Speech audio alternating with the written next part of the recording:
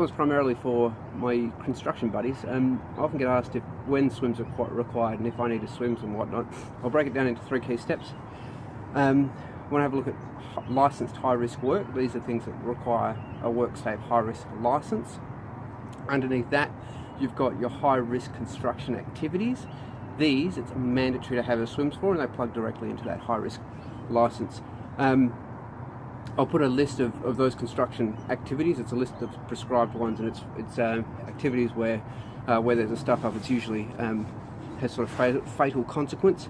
And the last one is, do I need to have swims for sort of run-of-the-mill activities? Now, if we reflect back onto the employer's duty of care, or the person who controls the workplace's duty of care, they need to ensure that the work environment that they are providing and maintaining has had hazards assessed, or identified and then assessed, and have control measures put in place.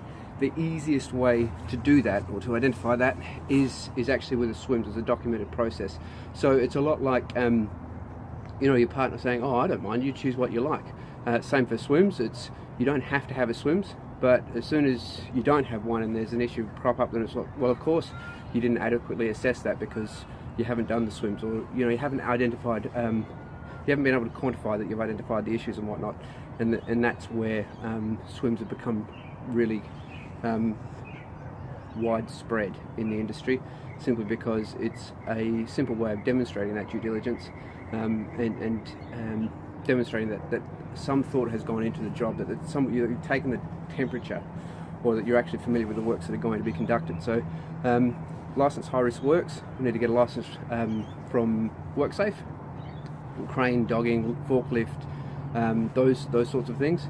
Then we've got the high-risk construction activities. I'll put a link into those, but essentially ones that carry the risk of fatality if there's a stuff up.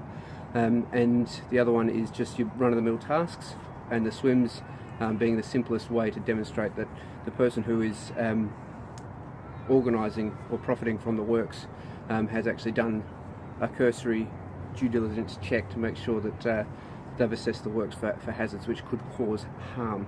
I hope that makes sense to you. Any specific questions, then certainly reach out to me. I'm happy to answer them for you, and get behind anybody that's looking to make Australian workplaces smarter, simpler and safer. I'll leave that with you. I'll catch you next week.